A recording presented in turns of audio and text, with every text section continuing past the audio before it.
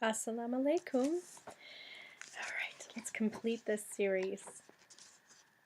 Then Almitra said, saying, "We would ask now of death." And he said, "You would know the secret of death, but how shall you find it unless you seek it in the heart of life? The owl whose night-bound eyes are blind until the day cannot unveil the mystery of light. If you would indeed behold the spirit of death, open your heart wide unto the body of life.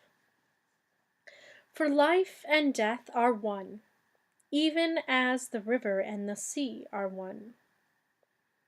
In the depth of your hopes and desires lies your silent knowledge of the beyond. And like seeds dreaming beneath the snow, your heart dreams of spring. Trust the dreams, for in them is hidden the gate to eternity. Your fear of death is but the trembling of the shepherd when he stands before the king whose hand is to be laid upon him in honor.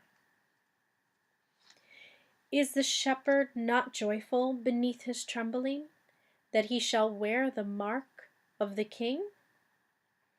Yet is he not more mindful of his trembling? For what is it to die but to stand naked in the wind and to melt into the sun? And what is it to cease breathing but to free the breath from its restless tides, that it may rise and expand and seek God unencumbered? Only when you drink from the river of silence shall you indeed sing. And when you have reached the mountain top, then you shall begin to climb. And when the earth shall claim your limbs, then shall you truly dance. What a beautiful way to see death. And I will say that as someone who has experienced death firsthand, with her mother dying and hugging her cold, dead body in the hospital, as many people have experienced death firsthand, I would say that since that has happened, almost about, I want to say 20 years ago, even though I miss her and there's not a day that goes by where I don't really think about her or want her in my life, I don't fear death anymore. I am now awakened to understand the idea that this is only a shell. And the only thing that's hard about death is the pain that the living has to still suffer when they have lost a person that they love and when they can no longer be with that person that they love. That is a very hard reality to to get through. That's grief. But I don't fear death. It really is a freeing of the soul. And so whatever happens to me, I don't really mind as far as my own death. I'm terrified of losing my husband before me, because then that means I have to go through, the loss of someone I love again. That's the scariest thing to me, but I am working on it, and that is my own little, inner battle I have to face. But I have to say, death is truly a beautiful beginning when you are a spiritual person and when you have belief and faith in God and in the revelations sent to us. You will see death as not a scary thing at all. And that if you are someone who has been kind and the fruits that you have sown on earth, you have been good, you will have nothing to fear. And I had a video about that, that death is not so scary. if you are, you know, have a clear conscience and you are a good person in that sense.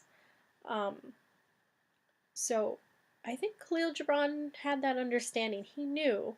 And yeah, it's true. A prophet of God would definitely give that advice to people as a comforter and as a soother to his people. As a last message that he would give would be, don't fear death, embrace living, do what you can, and realize that death is the way that the soul actually frees itself and goes back to wherever it came from. Okay, a couple more pages. And now it was evening, and Almitra the seeress said, and this is seeress like Seeress, which means someone almost like a psychic, an empath, somebody who can see into things deeply. Blessed be this day and this place and your spirit that has spoken. And he answered, was it I who spoke? Was I not also a listener? How very wise to know that a lot of times when we are giving knowledge and wisdom to others, we are really merely just tools for this divine source to come through us and to help guide humanity. And he sees that in the idea that it is not him. It is not him as an ego, as Muhammad. It is not him only, but it is actually him aligned to the truth and connected to the source that they all come from, and he is only trying to awaken the potential within them all and get them to remember the knowledge that was instilled in them from the first spark of their birth. And in order to find their way back to peace that people strive for so much. People strive for heaven. And this is the way. So here he is leaving. Then he descended the steps of the temple, and all the people followed him. And he reached his ship and stood upon the deck. And facing the people again, he raised his voice and said, people of Orphalese, the wind bides me leave you. Less hasty am I than the wind, yet I must go. We wanderers ever seeking the lonelier way, begin no day where we have ended another day, and no sunrise finds us where sunset left us. Even while the earth sleeps, we travel. We are the seeds of the tenacious plant, and it is in our ripeness and our fullness of heart that we are given to the wind and are scattered. How true is that about messengers of all nations? Really, they are just seeds from Allah to be scattered around the world. And that's why all the messengers and the prophets are all connected by this source. They are simply seeds to help grow and bloom the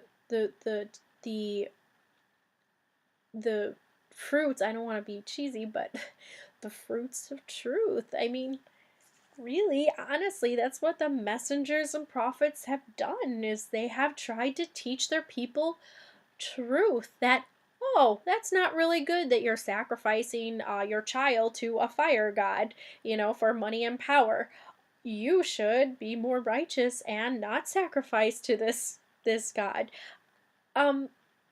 These are the things that these messengers and prophets were here to do. They were in order to spread the messages of truth and bring knowledge to people and awaken them from their slumber that they have been in. And through their lower consciousness acts, they have taken part in really evil things. And a messenger is somebody who's like an alarm clock, just wakes up people, really. They are seeds that are blown in the wind and scattered all over the world. So I'll continue. Brief were my days among you, and briefer still the words I have spoken. But should my voice fade in your ears, and my love vanish in your memory, then I will come again. And with a richer heart, and lips more yielding to the Spirit will I speak. Gosh, is that true? When I was saying, I have this theory, and Khalil Gibran seems to believe in it too. The idea that when a nation starts to really get so lost and off track and so far away from God, that is when a messenger or a prophet is put in place in order to lead the people back. So when Muhammad's voice fades from their ears and the love that he has given vanish from their memory, that's when Muhammad will come again. Not as Muhammad the ego, as Muhammad the individual, but as the spirit of the divine that wishes to awaken others to the truth. That has been the spirit that has been inside of every single messenger and prophet. And people took that spirit that was inside of Jesus, that Holy Spirit that was inside of him, for him to be God in the essence of Jesus, like a man with, light brown hair and blue eyes as their God. God is far above man. God is energy that is actually inside of every man. And so that is what Muhammad al-Mustafa is saying. That this idea of the Mahdi that's like coming again, like kind of like another idea of like a second coming of Jesus, the Mahdi. I think I pronounced that right.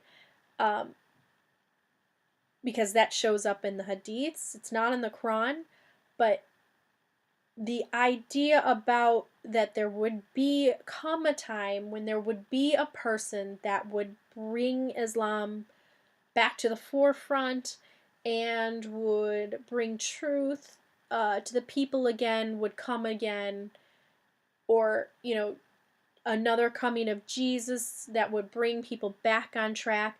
This is bound to happen. It is always to happen in humanity's story because that's how nature works. It's on a balance system. When we become imbalanced with evil and we lose our way, we have a way of gaining that balance back and finding our way back. And that happens on a human level by connecting to a teacher that we can be inspired by. We do not know who that person will be. But this is what Muhammad is saying, is that when that time comes, when I am needed again, Spirit will live on, and a new person will come and give the message again to the next nation that needs it. And with a richer heart and lips more yielding to the Spirit will I speak. Oh, beautiful. So he is showing, he has awareness, knowing that at this time of ancient civilization, that when another messenger or prophet comes, the world will be evolved more. And that time has passed where we can understand more. and we can be aligned to God more. And so with a richer heart and lips more yielding to the Spirit will I speak. Meaning that because more time has passed in humanity, there will be more experiences gained of that particular prophet or messenger that could really be truly aligned to God. So this is a very humble man right here saying that I am just a messenger at this time. I am just a prophet at this time. But there will come a time where there will be another one. And there will be a person that is even richer in their knowledge. Why? Because mankind evolves and mankind moves forward. And in our evolution, our awareness and our knowledge grows. And he knew this. Yea, I shall return with the tide, and though death may hide me, and the greater silence enfold me, yet again will I seek your understanding. And not in vain will I seek. If aught I have said is truth, that truth shall reveal itself in a clearer voice, and in words more kin to your thoughts. Ooh, important. In words more kin to your thoughts, meaning that in a voice that is needed for the people at the time, that is more relatable, more familiar to those people, because humanity as whole has advanced. I go with the wind, people of Orphalese, but not down into emptiness. And if this day is not a fulfillment of your needs and my love, then let it be a promise till another day. Man's needs change, but not his love, nor his desire that his love should satisfy his needs. Know, therefore, that from the greater silence I shall return. The mist that drifts away at dawn, leaving but dew in the fields, shall rise and gather into a cloud and then fall down in rain. And not unlike the mist have I been. In the stillness of the night I have walked in your streets, and my spirit has entered your houses. And your heartbeats were in my heart, and your breath was upon my face, and I knew you all. He is not being egotistical at this point. He is now at this point of the end of his journey, realizing his alignment with all beings of the entire universe, including these people of Orphalese. He is with them, not in just mental thoughts of comfort and support. He is actually with them, connected energetically with them. And he knows what they need and what they are seeking, because he is now a part of them.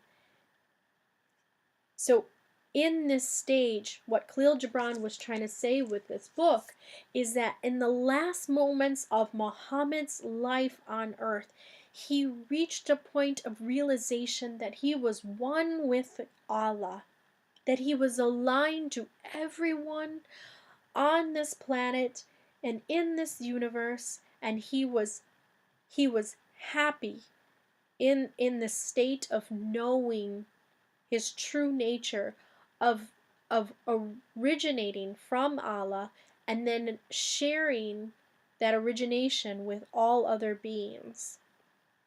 So his belief in unity was so strong at this point that this is why he's saying that your heartbeats were in my heart and your breath was upon my face. I knew you all. I knew your joy and your pain, and in your sleep your dreams were my dreams, and oftentimes I was among you, a lake among the mountains.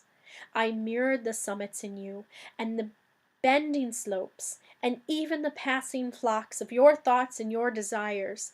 And to my silence came the laughter of your children in streams, and longing of your youths in rivers. And when they reached my depth, the streams and the rivers ceased not yet to sing, but sweeter still than laughter and greater than longing came to me. It was the boundless in you, the vast man in whom you are all but cells and sinews, he in whose chant all your singing is but a soundless throbbing. It is in the vast man that you are vast, and in beholding him that I beheld you and loved you. For what distances can love reach that are not in that vast sphere? What visions, what expectations, and what presumptions can outsoar that flight? Like a giant oak tree covered with apple blossoms in the vast man in you. His might binds you to the earth. His fragrance lifts you into space, and in his durability, you are deathless. Very complicated ideas here, but you can emotionally understand if you're an empath like me, and you can put yourself in other people's shoes. You can understand that this is a point in Muhammad Mustafa's realization on his last days on earth, that he has given the wisdom to people that have been given to him, and that he has further discovered. And in this discovery, he has now reached a point of aligning himself completely with the truth and nature of Allah. And he is melting into the all. He is becoming formless in that he has no ego in himself, that he is now becoming one with everything. And that's a beautiful feeling.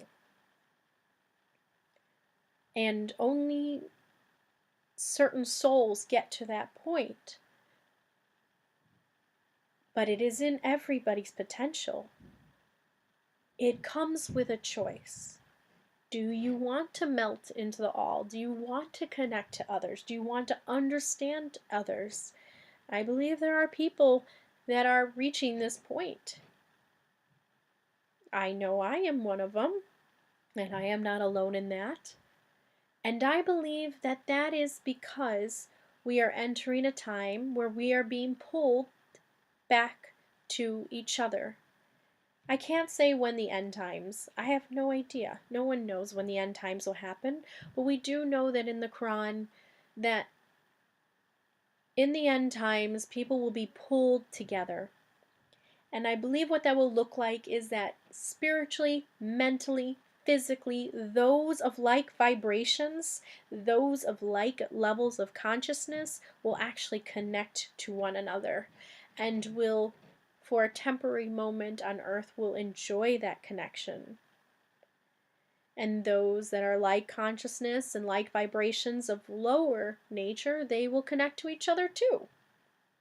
And everybody will be brought together in the end times, and things will be sorted out by Allah in terms that creative energy will go through all of our souls and all of our deeds and look at what we have done with our time on earth, and then that will become energy for the next state.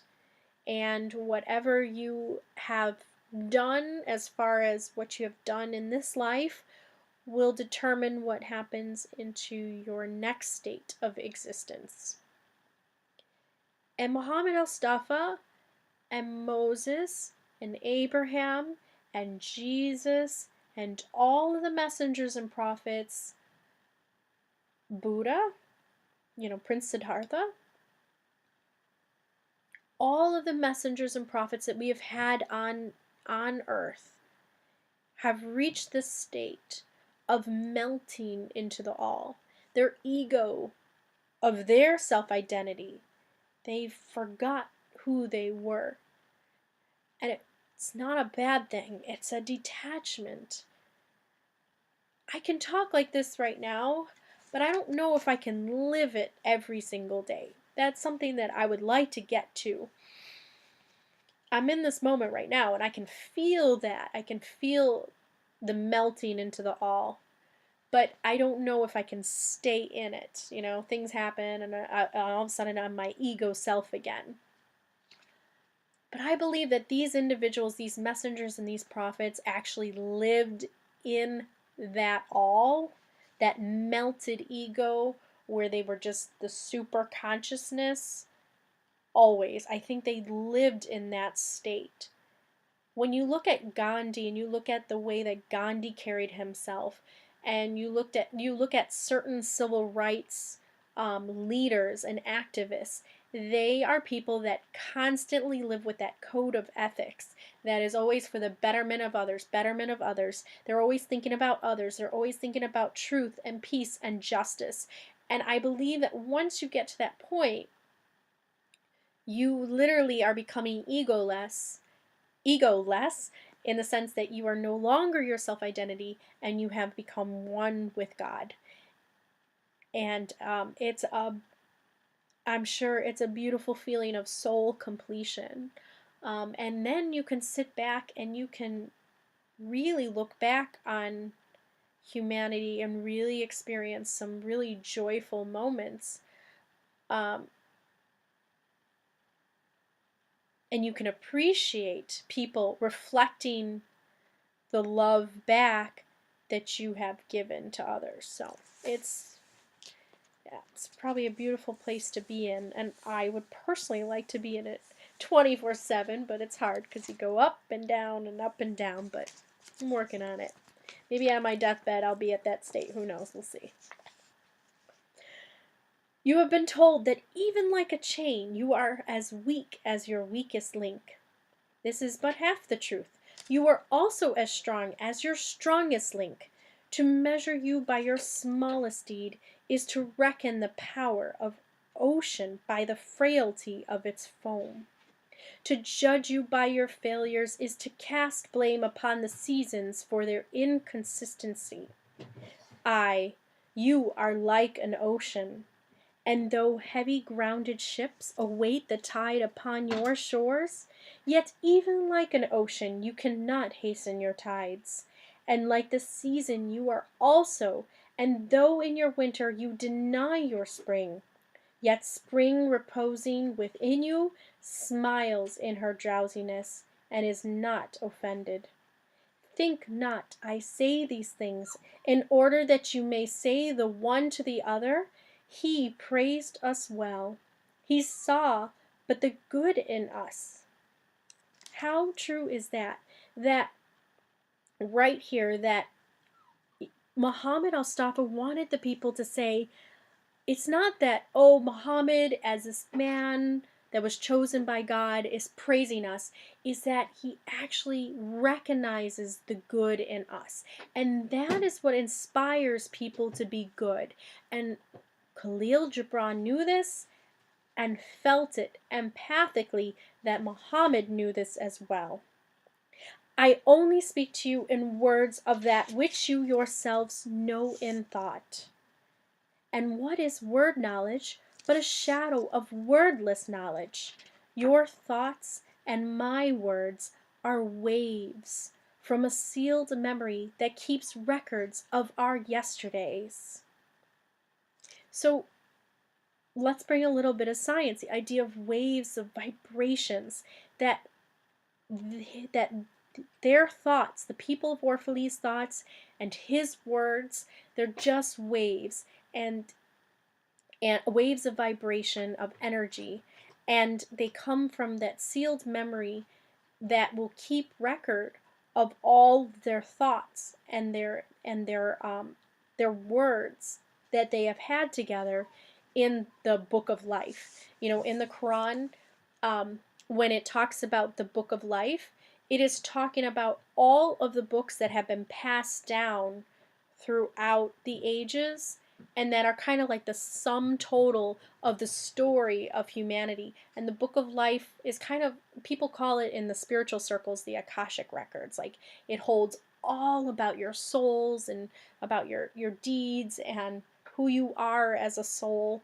And, people will say that's the Akashic records. I don't know where they came up necessarily with that word, but I will say I call it the book of life. And this is what he is saying, keeps records of our yesterdays and of the ancient days when the earth knew not us nor herself, and of nights when earth was upraught and confusion. Wise men have come to you to give you of their wisdom. I came to take of your wisdom. And behold, I have found that which is greater than wisdom. It is a flame spirit in you, ever gathering more of itself. While you, heedless of its expansion, bewail the withering of your days. It is life in quest of life in bodies that fear the grave. There are no graves here. These mountains and plains are a cradle and a stepping stone. Whenever you pass by the fields where you have laid your ancestors, look well thereupon, and you shall see yourself and your children dancing hand in hand. Verily, you often make merry without knowing. And how true is that? A lot of times we are happy and we don't even realize it.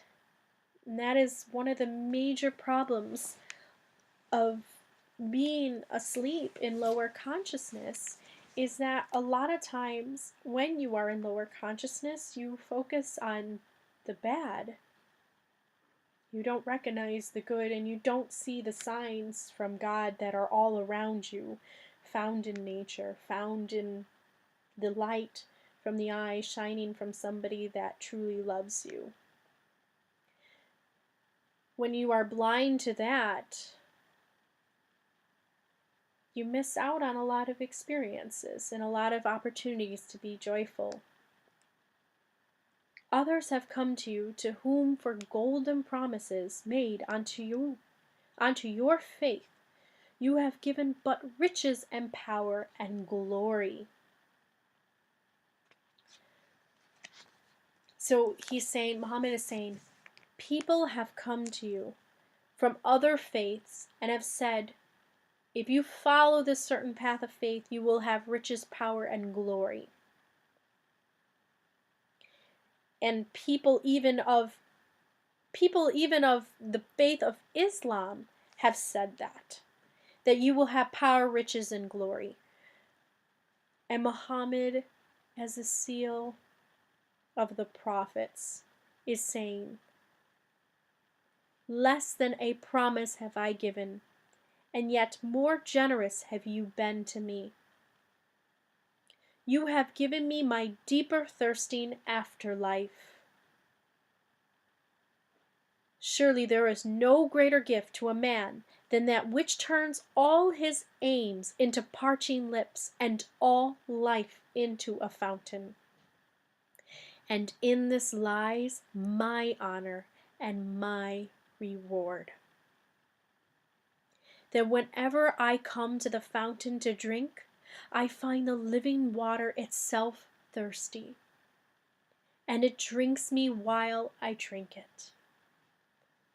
That is probably the ultimate joy and reward experienced in the life of a bodhisattva, a prophet, or a messenger, is that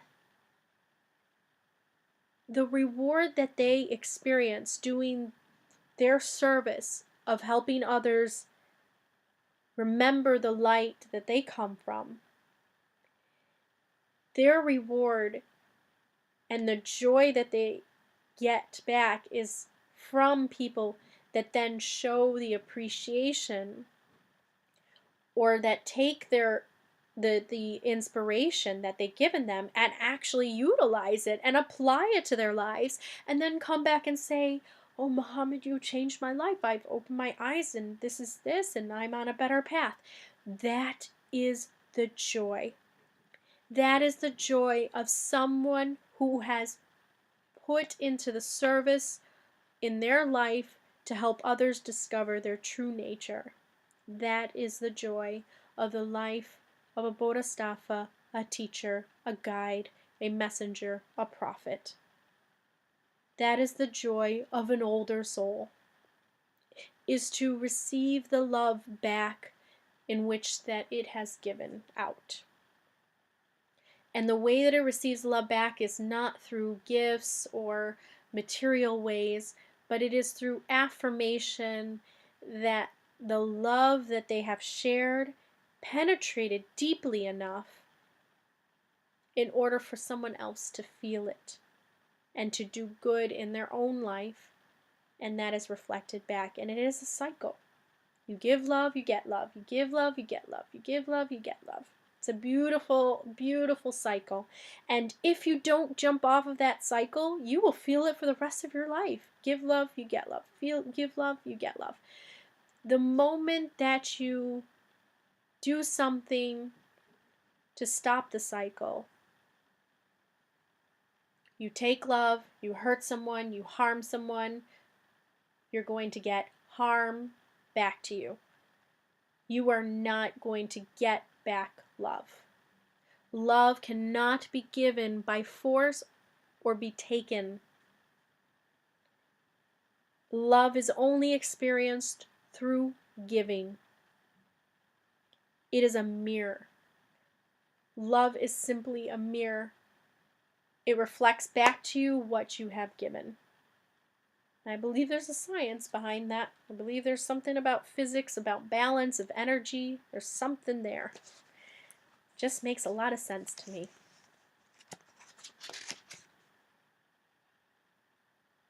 Some of you have deemed me proud and overshy to receive gifts. Too proud indeed am I to receive wages, but not gifts. And though I have eaten berries among the hills when you would have me had sit at your board, and slept in the portico of the temple when you would gladly have sheltered me, yet was it not your loving mindfulness of my days and my nights that made food sweet to my mouth and girdled my sleep with visions? So Muhammad is speaking very much also the experiences of any messenger or prophet. So when Jesus walked around and didn't have money himself, or at least had very little of it to get by, when people wanted to offer him gifts, he would take those gifts as far as food, shelter. We know that in the stories that Jesus did take, food from others. In as far as they wanted to give gifts, because part of taking gifts is also kind of a loving act. If someone wants to give you a gift because you have helped them in some way, and they truly want to give you a gift from a pure place in their heart, take that gift. That is a way to give them a feeling of appreciation, and then to mirror that love back to them. Because as you take their gift, they feel like, oh good, I helped somebody, and it feels good to do that. And that's when you experience, pure joy. So it's important to not deny people that want to give you gifts. And Muhammad was wise enough to realize that he didn't take wages, he wasn't taking money from people. It's not like he was building like a religious organization that took people's money. Something that's going on today. But that he would take food from them, he would take shelter and things like that. Because he knew that it would make people happy to be receptive of the gifts that they wanted to give. And he's letting people know that before he leaves, he wants people to know that it is the gifts that they have given that has made his life more sweeter and more enjoyable. And that's a lot of love to give people, to give them that knowledge. For this I bless you most.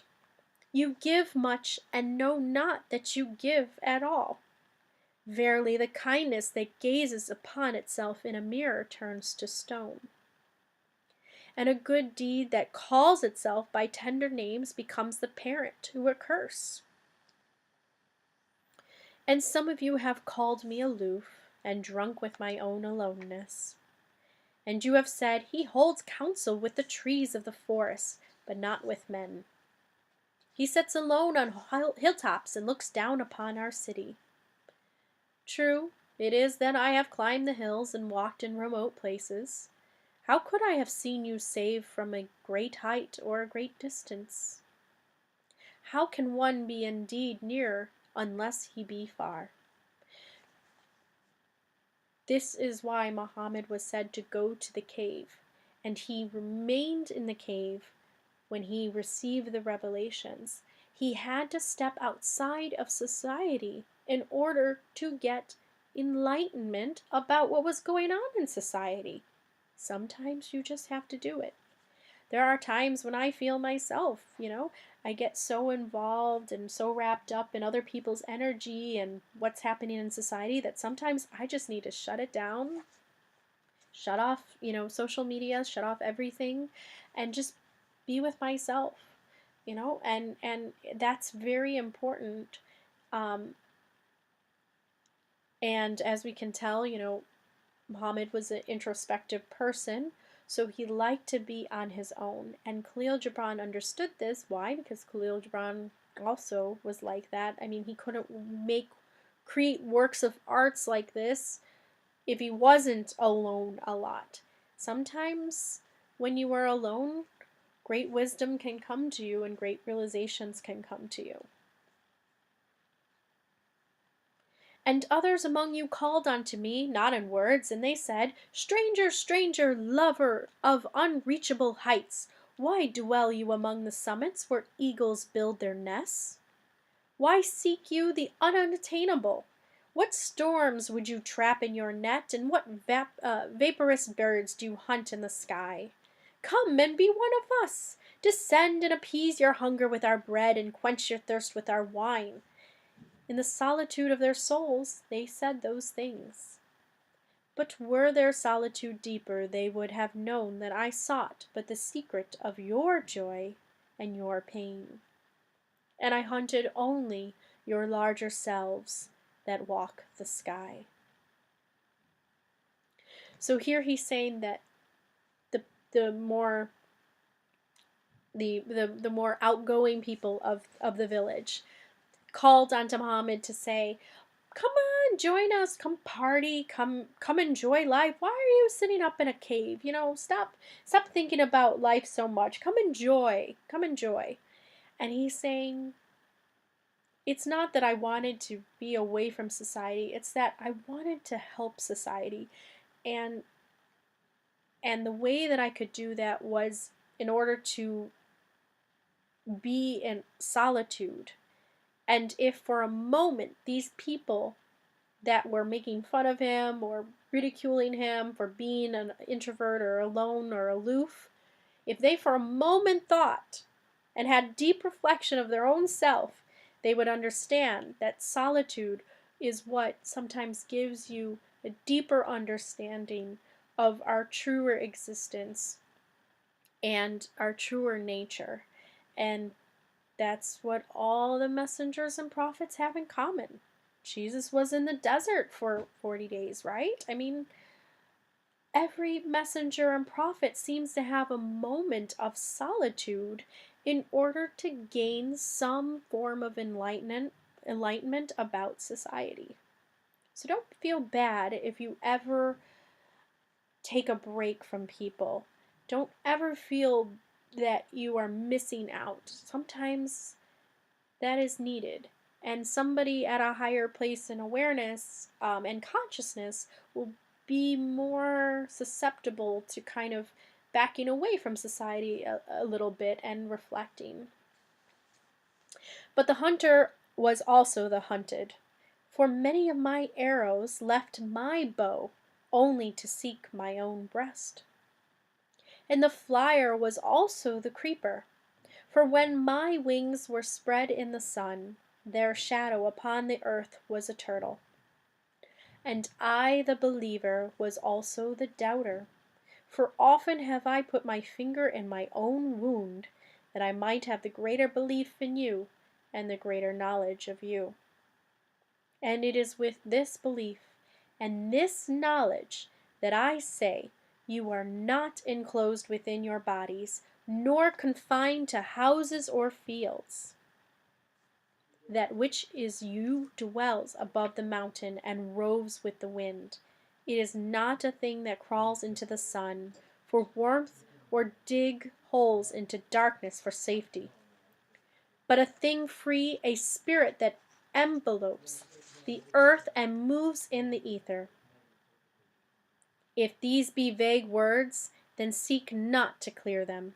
Vague and nebulous is the beginning of all things, but not their end. And I fain would have you remember me as a beginning. Life, and all that lives, is conceived in the mist, and not in the crystal. And who knows but a crystal is mist in decay? This would I have you remember in remembering me. That which seems most feeble and bewildered in you is the strongest and most determined. It is not your breath that has erected and hardened the structure of your bones. And it is not a dream, which none of you remember having dreams, that builded your city and fashioned all there is in it. Could you but see the tides of that breath, you would cease to see all else. And if you could hear the whispering of the dream, you would hear no other sound.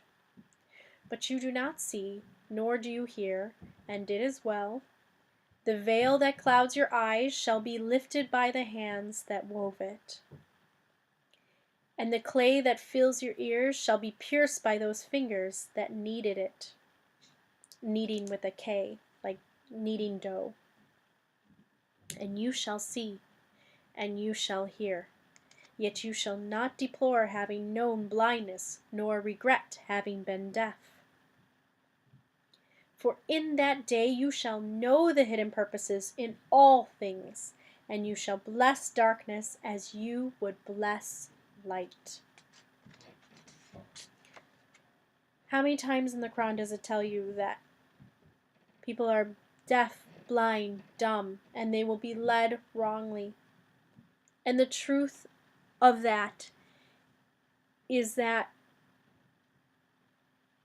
when you realize you are in your own way of discovering God and discovering your path back to bliss, of consciousness, heaven, Jannah, Garden of Bliss, Eden, when you discover you are the obstacle in that path,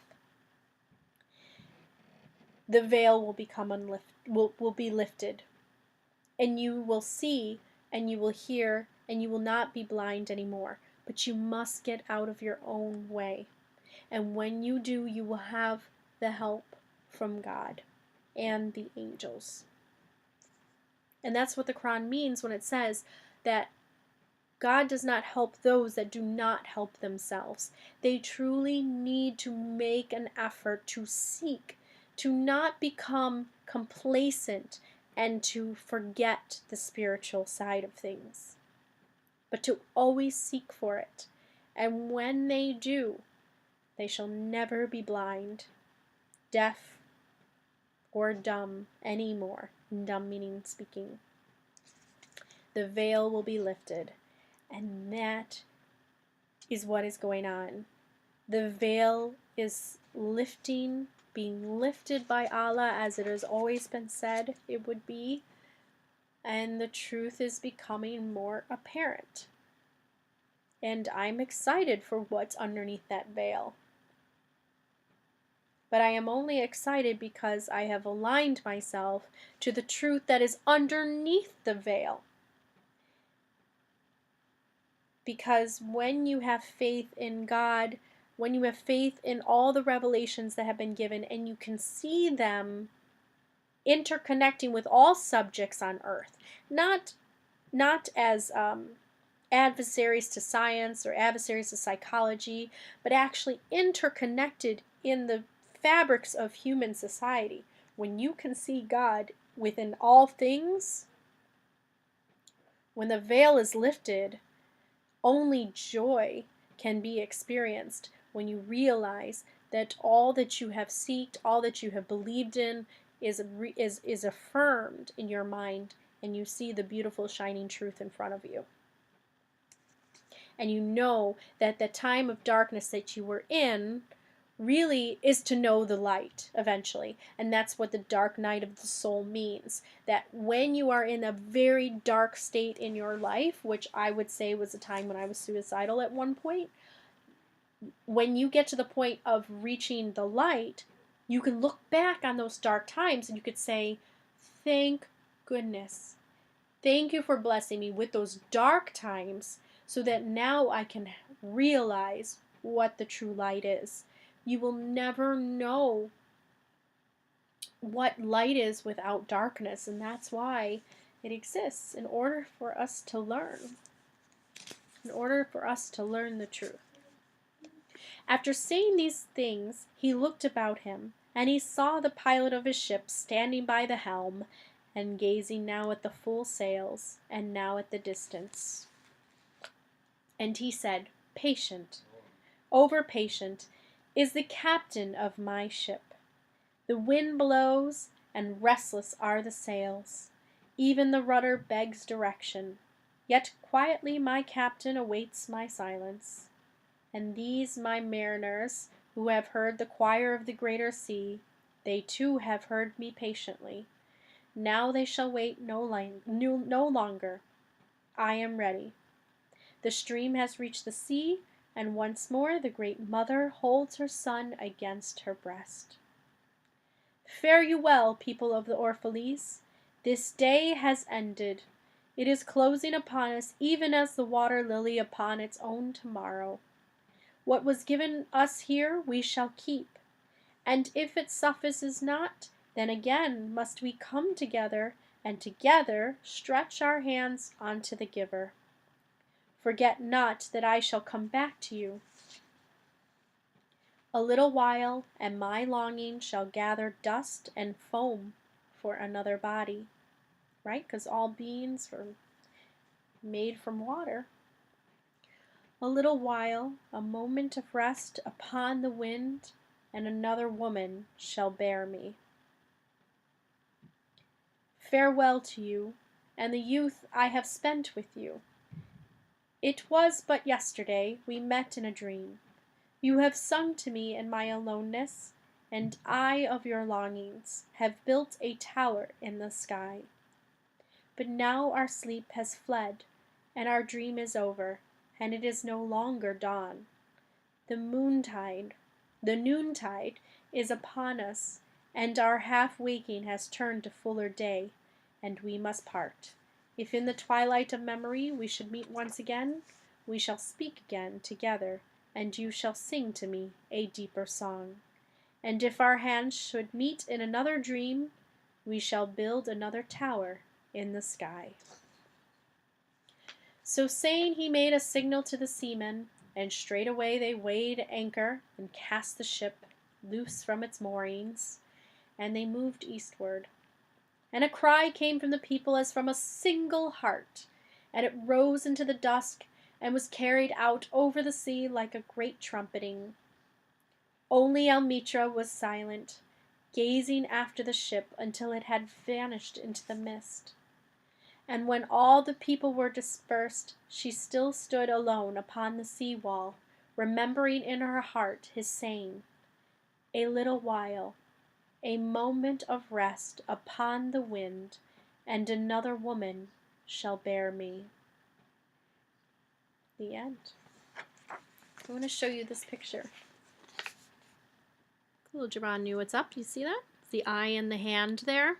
Now this is not a symbol that's related to the Illuminati, because Illuminati uses it as a, it's on a dollar, first of all, and you know, it's on the top of a pyramid structure, which is not very good because we're in a pyramid structure in our, you know, social class and economic classes.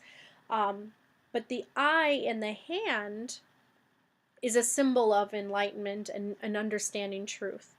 And as we see in this beautiful picture, there's wings swirling around. Oh, there we go. It's wings of angels swirling around, and there's angels on the bottom.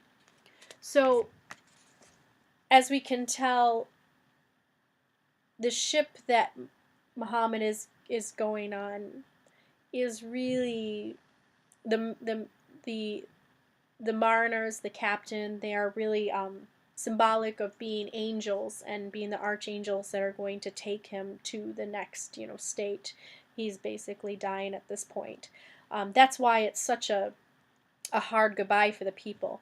But Khalil Gibran veils it into this idea that he's getting on a ship in order to give it a different analogy than just death, and to show a transition from one state to another, using the sea as a metaphor of you know, transitioning from life to death, and in that flow that the sea would take the ship on. So it's really beautiful, and at the end we understand that Muhammad realizes, like all prophets and the messengers would realize, is that, you know, eventually the time for another messenger will come again. And once again, that messenger will be born in a woman's body, will grow up to be a person that will influence others and hopefully inspire people to get back on track. So we do not know who those people are, but as they become more and more, you know, public in society, we start to realize, you know, who they are. And Khalil Gibran was, I believe he was very tapped into this energy. Very empathic person, very empathic. And I would say he was definitely living on a higher consciousness level in order to write some of the works that he was able to write. And that's how I saw Muhammad too. So when people say, oh, we need the hadiths to understand the way that Muhammad lived, no, you don't. You just need to read the Quran with a full heart and an understanding.